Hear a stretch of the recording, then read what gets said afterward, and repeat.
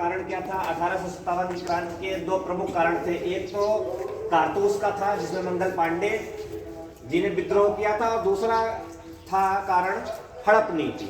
यानी उस समय क्या सिस्टम चल रहा था? उस समय जो है अंग्रेज लोग कारतूस बना रहे थे 1857 में, और उन कारतूसों का जो निर्माण हो रहा था, वो निर्माण हो रहा था गाय की चर्बी और सूअर की चर्बी को मिला करके। तो गाय की चर्बी भारतीयों के लिए पवित्र है और सूअर की चर्बी मुसलमानों के लिए अपवित्र है।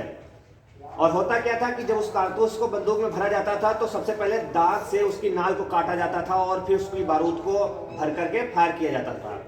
तो मुसलमानों के अंदर भी गुस्सा था, नफरत थी अंग्रेजों के प्रति कि इन्होंने जो है सूअर की चर्बी का प्रयोग किया है। और जो हिंदू थे उनको भी अंग्रेजों से बहुत ज्यादा घृणा होने लगी कि इन्होंने पवित्र गाय की चर्बी का प्रयोग किया था। इसलिए मंगल पांडे जो थे उन्होंने इन कारतूसों का प्रयोग करने से मना कर दिया और विद्रोह कर दिया।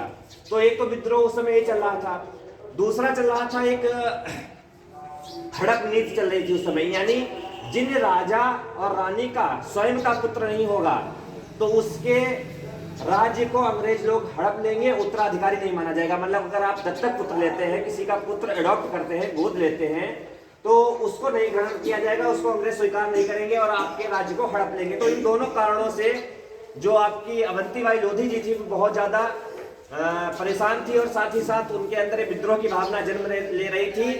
तो इन्होंने अंग्रेजों के